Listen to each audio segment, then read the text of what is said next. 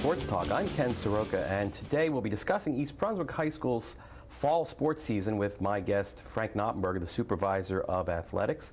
Frank, thank you for being here today to talk about the fall sports season. But first, we have to acknowledge a huge loss for the East Brunswick, kind of the family here of East Brunswick Athletics, and mention the passing of Phil Hill, who usually sat in this particular seat and who I've worked with many times on sports coverage. Yeah, Phil Hill was just a wonderful person, and when you mentioned his name, it brought a smile to my face, because I don't think I've ever been with Phil where we didn't laugh and enjoy ourselves. Phil was just a great person, and I miss him. As a matter of fact, I got a picture of him up in my office that Dave provided for me, and I just can't tell you what Phil means to the kids in East Brunswick. The kids were really upset about it when they heard about it, because they all knew him, even the coaches, because they developed that rapport. And Phil had that family in South River too, and I don't mean the blood family, but he was just a great person. Everyone liked him, and it's one person who will surely be missed. And countless hours with Phil, having laughs, telling stories, and sharing things. Phil and I spoke a lot about a lot of things. And he knew a lot about the local athletics, the opposing teams. He knew everybody. He was well connected. I was amazed by his number of connections he had to the coaching staffs throughout this Middlesex County Conference. He's a jock. He's been around here since the mid-'60s probably as an athlete, and he's always loved sports like you do, like I do, and so that didn't surprise me about Phil. He was just a great person. Before we get into a wrap-up of the fall sports season, talk a little bit about the athletic fields. Now you've had a full year, 2 seasons, spring and fall, to work on the new turf field, to have the teams come out. What can you say about the performance of that field? Well, the field is outstanding. It's just such a pleasure. You don't have to worry about weather, too wet. The day before, raining for 2 days, wet spots. There was one particular day, it rained all weekend, and then I think it was a Monday, we played like an 8th JV football and 2 varsity soccer tournament games right after that, and it was like it never rained a bit. It's just a super field, a super facility, and the track, everyone that's been up there just loves it. It's a Mondo track, and it's a fast track, so the track people really like it, and I just can't tell you what a pleasure it is, knowing that we're going to play there, and I get a lot of compliments, and of course I've got to direct them to the high school administration, but certainly central office, Dr. Joanne Magestro, for everything she did in getting this thing going. People who would be driving around the high school now would notice a lot of activity going on in the baseball field area. Can you give us a little explanation there? Well, this is the second part of the project, and we're going to get an all-turf baseball field, very similar to Rutgers and Kane College, if anyone has seen it. We're going to get another all-purpose turf field with permanent lines for all those sports that use it, because both lacrosses, field hockey, both soccers, and football will use it. And next to that, for the track people, because we're never going to forget the track people and the success they get and have, we're going to have a grass field for fall sports, but also for the track, the jab, the disc, So it's going to be, and then there's one more JV field going in. And we're changing the directions of the baseball fields a little bit, and the site. And right now we're going to have lights, dugout, fence. It's going to be state-of-the-art. A scoreboard. It's going to be first class, just like the stadium, J. Doyle Field. Will those renovations be ready for the spring season? Well, Ken, that's a toughie. I sure am. They're working hard up there. Those trucks are moving, they're plowing, they're digging, and they've already got into the woods by that cross-country course, and cross-country's finished. However, that is affected already, but I'm hoping we'll get this part of the spring season in there. We have other plans going on in anticipation, no baseball or track. And I think the kids will, baseball people, we're looking Trenton Thunder a couple games, the Votech a couple games, possibly the Staten Island, Staten Island Yankees. I've had contact with them. And of course, Somerset.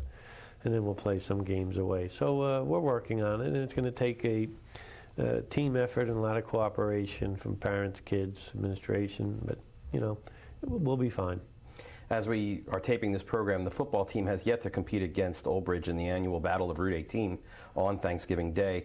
But this year so far, 4-5, kind of an up and down year. We have covered many of the games on EBTV. That Piscataway game, though, ooh. Right. And I'd like to thank you and Richie for helping out with those games, because what you're providing is lasting memories for all these kids. Not just, I know you're doing the football, but you've helped out with the volleyball and soccer. But thank you to you and Richie and all the other volunteers. The football team, boy, the Piscataway game, I see Dustin Schuld turning the corner and following his blockers, and he cut it up. And I thought we got hurt a little bit on a couple of the placements prior to that. And we were, a foot short of a first down and maybe putting that game away, which would put us into the playoffs. But that's why they keep score, Ken. That's why you got to play all 4 downs, all 4 quarters, because it's never over till it's over. And not that we thought it was over. It's just that we didn't make that one big play. Last week against, Howell, I thought, we were a tale of 2 halves. It was second half we were the East Brunswick team. But I invite all our audience to go down to Old Bridge on Thanksgiving. They got a brand new field too, just like we did last year. And I'm sure they're going to be looking to pay back for what we did to them last year. But it'll be a good game. And I think we're a pretty good 4-5 football team. For those people who have not come out on a regular basis and seen Coach Borden's football team, who has stood out? Well, I want to mention the linemen individually, but Coach Matt Pazinko, who is their line coach, he feels in that team unity, so he kind of felt that maybe I shouldn't just mention one individual, because I guess he rotates about 6 guys in and out, but the offensive line have been doing a real good job for us. Unfortunately or unfortunately, newspapers, you got Mario Tucci, the quarterback. He gets a lot of the ink, and deservedly so. He may go down as one of our all-time outstanding quarterbacks. He's a fire plug on that. When he comes off the bench, he's juiced up about because he plays both ways. Right. He is always into it. I mean, he's an emotional spark plug. He's a tough kid. You got Timmy O'Sullivan, also an underclassman, plays defensive end, linebacker, safety, wide receiver, tight end. He's coming on of late. He had a couple good runs the other night. Tyler Janchuk is our kicker, who's like kind of an unsung hero. He does a great job with the extra points, kicking off and punting. He's also young. Michael Weber, running back, doesn't get a lot of ink, but boy, he gets those tough yards. How about a sophomore starting at defensive end, Nick Goodzak? That's not bad. And then Dustin Schuld, one of our seniors, who's really coming on his senior year, and I'm very proud the way he's played, and he only weighs 110? Mm-hmm. Yeah, maybe 150. But it's an exciting team to watch. The kids are working hard. The coaches always are putting in their best, and Thanksgiving will be exciting. Okay, as we move on to gymnastics, gymnastics is a sport that is not really covered that much in the press. It's, EBTV does come out as best they can to cover those. Kind of flies under the radar screen for East Brunswick for the sports. Well, that's the media coverage. We treat all our sports exactly the same as far as recognition, and unfortunately the media doesn't give them as much ink time, but they've got their nice setup downstairs, an outstanding looking facility, so I invite anyone to come down and see that. And we struggled a little bit this year with our team. Couple injuries, a couple illnesses here and there. But talking to the coach, that was her expectation. She's been around gymnastics her whole life, and she thought that what we accomplished is what she anticipated. I'd just like to mention Nicole Vaiello, I think that's correct, as being an outstanding leader for us. The kids competed, and they did their best, and that's all you can ask, Ken, that's all you can really ask. Did you do your best? Look in the mirror, and I'm sure gymnastics did. You bring up expectations, and when we talk about soccer, particularly girls soccer in East Brunswick, the expectations are always very, very high. This season, under Coach Brady, again, very good season, but was it perhaps as far as Coach Brady would have wanted it to go? Or, in talking to Coach Brady, what do you get a sense of? The record indicates a good season, 16-3-2 overall, but what about this team? Well, I felt the girls and the coach we're disappointed at the end. Whenever you lose your last game, you're always disappointed. We lost to a team, Brick, won 2-1, who eventually won the sectional finals and were sectional state champs. And we felt we were the better team. All year, the problem has been putting the ball in the goal. Brady's been saying that all year, and Coach Brady and Mergen are just outstanding coaches, and we're blessed to have them as part of the staff. And it was just a matter the ball didn't go in the goal this year for us. It was a block there all year, but we've had some great kids this year, and it was a team effort. And maybe Monica would be one of the most outstanding girls, or Miriam Vistaris. But I was impressed with there was no superstar, but a lot of stars, and we'll be back next year. GMC title this year for the girls? GMC title, but Red Division, and it doesn't happen by accident anymore. Maybe I think everybody's catching up to us, but this year it wasn't. It was a 3-0 game, so it didn't go down to the wire to like the last few have. But the girls, that's their first goal, the division, and Brady emphasizes that because division means consistency throughout the year. You can get hot during the tournament, win a couple games, and make some noise, but the division and then the conference title, and next year we got to take it one step further, maybe that Central Jersey title too. One of the casualties last year with the renovations to the football field was that our cheerleading squad never got a chance to cheer last season in front of the home crowd. Except the last game. Except the last game, the Thanksgiving game. This year they get that chance, and we want to recognize these people, these young ladies for their efforts. Right. How about their halftime show in the middle of the field there? I mean, I've never seen that before at East Brunswick, where the whole crowd just watches them go out there and do their dance. And to me, they're just a poised group. Coach does a great job with them, and Coach Grasso. And they're very athletic. I mean, if you watch what they do and you watch their practice, you're impressed with them. And Taisha Farah and Andrea Sachs, congratulations, girls. Let's have the winter just as good as the fall. Okay, now when we move to the cross country, it seems like the cross country, both for boys and girls, the standard in Middlesex County, I guess from talking to some of the track coaches, has always been Old Bridge, always measuring up against Old Bridge. Right. We're getting really close. Well, the girls were down a little bit this year for whatever reason, but Lisa, Alyssa, and Bianca did a good job for us in providing some points. We didn't score as well in the GMCs as we would like, but we're competitive. We're young. There are two juniors and two sophomores and a junior I just mentioned. And the boys, again, they were second in the division, second in the GMCs, and that's the second time in a row we were second in the GMCs to Old Bridge. But with guys like Joe DeMarco, Matt Kohler, and Alex Elkin, underclassmen, coming back, we're going to be very good next year. I don't like to make predictions, but it's a great group of kids. I got to watch them run a few times, working out, because it's different than the workouts. You watch them in a workout and you see how hard they work and the teamwork and just the fun they have. They enjoy working hard as a group, and they've got that camaraderie going, so I expect us to be pretty good again next year. Now, you mentioned earlier about the renovations in that baseball field area, that would impact the cross country that they were digging around. Is that something that is going to change for next season? I think or the spring season? No, spring season we won't have that available, the cross country, but in the fall we're just going to have to make another pathway. But our cross country course is the best around.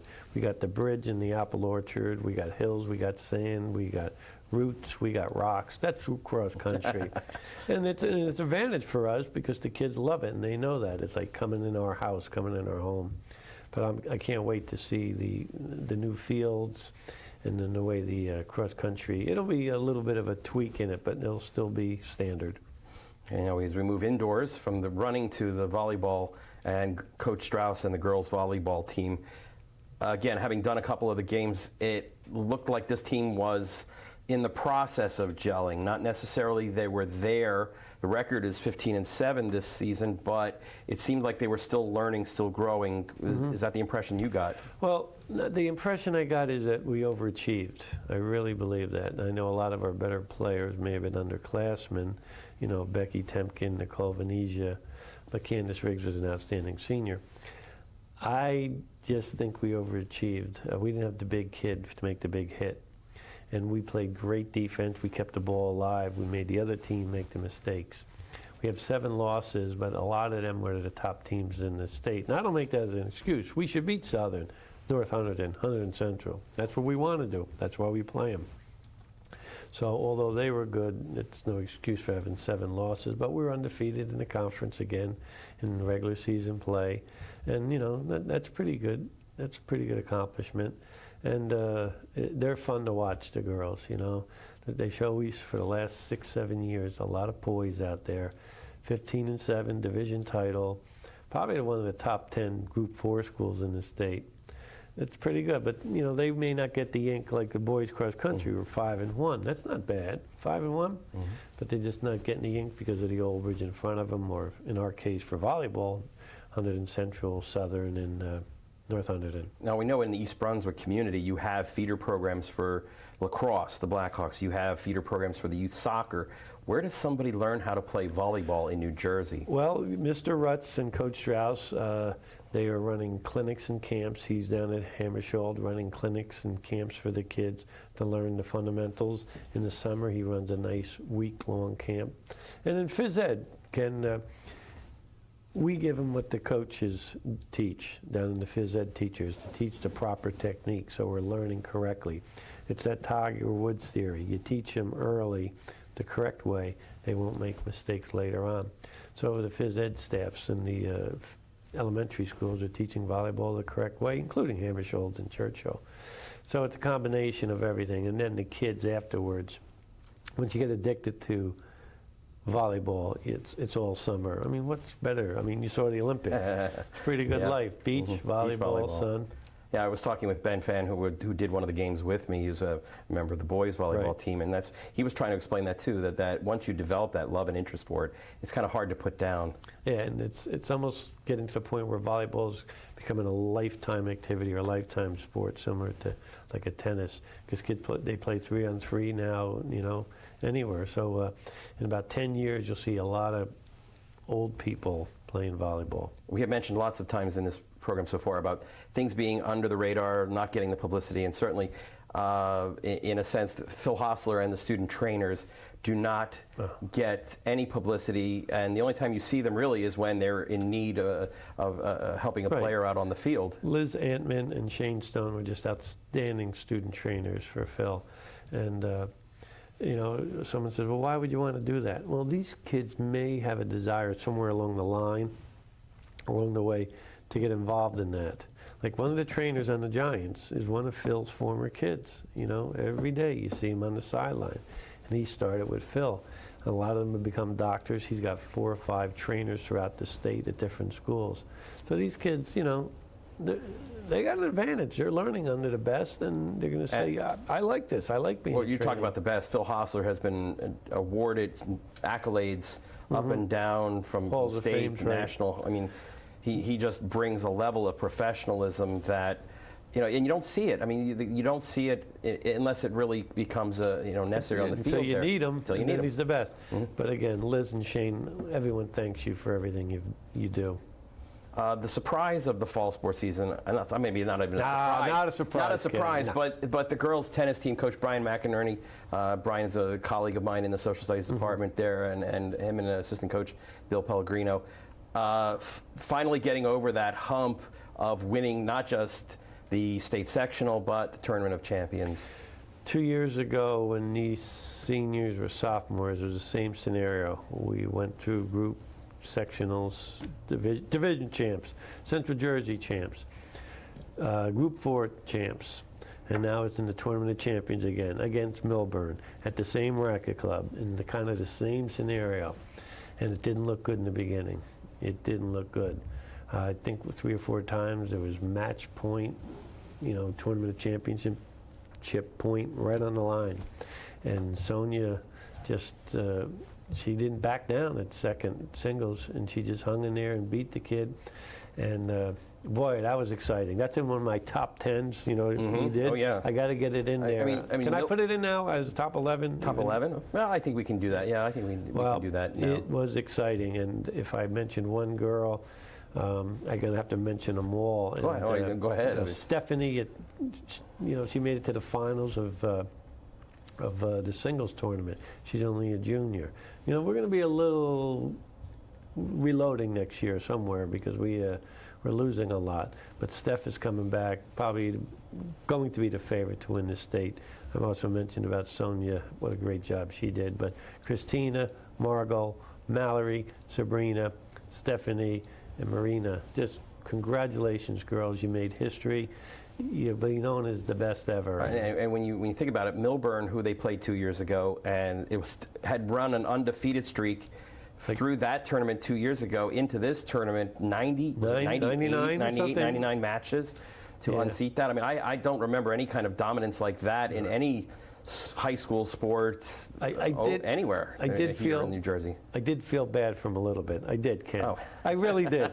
But the joy of our kids, it just took away. When their kids were like tearing up, and I don't blame them. I would be upset too. But to see the joy in our kids and the way we did it with an ace on a tiebreaker in second doubles, it was just amazing. And Coach Mott came there. Coach Brophy, former teacher coach, came back and watched. We just had a nice little group of fans cheer, and it was one of the highlights of my career. Well, as athletic director, let's take a minute just to talk about the state championships and winning them.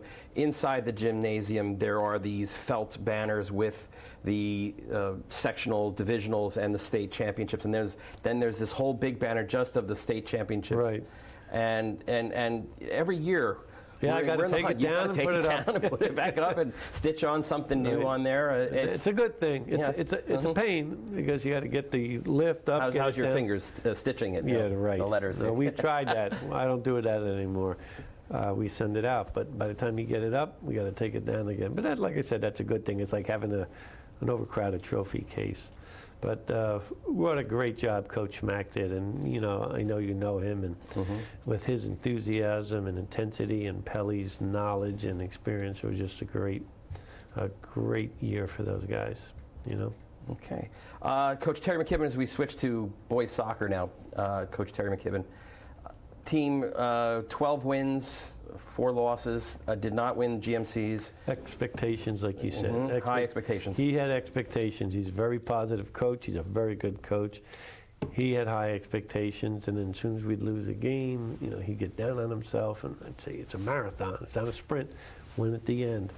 And we made it to the finals of the GMC tournament, and a couple bad plays, a couple minutes of relaxation. They get a couple quick goals because we came back that next Monday and beat that same team. And that's why you keep score. That's why you play the game. So they beat us in the GMCs. We beat them in the state tournament. And then we went up to 100 Central, who was undefeated at the time, lost a close one to them. So East Brunswick boys soccer will always be competitive. We're always going to be in the mix and in the hunt. I would like us to obviously win more titles, but it's not due to a lack of effort by the coaches or the kids. Let me just mention Steve Fawzi, Zach Stahl, who's our outstanding goalie, Ryan Norland, Matt Yu, Chris Ramirez, and Mike Friedman were maybe the leaders, and I think they all made like all division or close to it for the conference. Soccer is such a big sport here at East Brunswick. These students are just so dedicated to it. Many of them playing on traveling teams. How do you see this going from here? I mean, how can you get that next step over the hurdle there, that into that state tournament? What can we do here for both the girls and the boys to advance? What do you see that needs to be happening? Well, both coaches recognize the need and what they need to do. This year, I thought it was having someone that could finish to score, and I'm sure they recognize that, and they will, in their off season and in their training and when talking to the kids, this is what you need to work on. They will meet with every kid individually and say, this is what you need to do. This is what you've done great. Continue to do that for next year. And even the last kid on JV, he'll have a talking to. This is what you need to do. It's something I kind of insist the coaches do, that they meet with each athlete individually. So right now in the off season, it's that individual stuff. Maybe the girls get a little bit stronger, maybe do some more lifting, because we looked small out there. We just didn't look like have some big kids. I don't know if we were as fast as other teams, but we're as well coached as anyone with Coach Brady and Coach Mack. I had talked to Coach Brady about the transition from the grass field to the turf field and the need for speed on that turf field. And the coaches, our coaches recognize it. And it used to be that little narrow field was to our advantage, so we used to play in it. Now we're playing on a bigger field. Not all teams are playing on turf or wide field, and that's to our advantage. Because there's a different philosophy, a different style of play on the big field. And the best thing about the turf field is every ball is a true roll, so you know what you're going to be getting rather than hitting a big clump of dirt and shooting off. And the last sport that we'll cover in the fall season is the field hockey team, Coach Megan DeRoba. Boy, they started out great, right? They were like 9-1, and then, you know, everything was 1-0, 2-1, 1-0, 2-1. Lost a couple in overtime, lost a couple in there at the end there. Ran into a hot team in the States, 100 Central. The team that won the GMCs, we beat them 1-0 in overtime. They beat us 1-0 in overtime, and you know that's the way it is. That's what sports are about. That's why you have to play it all the way through. But very happy with Coach and the team's performance and how well they did. They got us back on the upper echelon, and Nicole File and Sarah Parker, they're going to be playing in some of these showcases and all-star games. They were two of our leaders that did a good job for us, and I need to mention Ariel Harris was also like an all-division player for us. So very good fall season. You know, the effort of the kids is outstanding, and you know you want to win, but when the kids leave it on the field, and I hate that cliche, leave it all on the field, but they did. We played hard every time. And that says something, considering that we don't produce in East Brunswick a lot of D1 scholarship athletes, that these student athletes are out there performing for the love of that game. Yeah, and I think a lot of it is that the coaches can explain to the kids. We have smart kids. You can explain strategy and they'll understand it. And it's just not a horse just saying go out and run. If you look at our teams, a lot of the offenses, especially Brady's soccer, complicated. Some new things, some new wrinkles. And the tennis, when you hear Mac talking to them, it's like a different language and, you know, doubles tennis and strategy. All right, well, we thank Frank Noppenberger for coming by and reviewing the fall sports season. I'd like to also thank the EBTV technical crew for their constant support over all sports seasons and all different sports for helping us promote East Brunswick High School athletics. For Frank Noppenberger, I'm Ken Sarokal. Hope to see you in the gymnasium in the winter.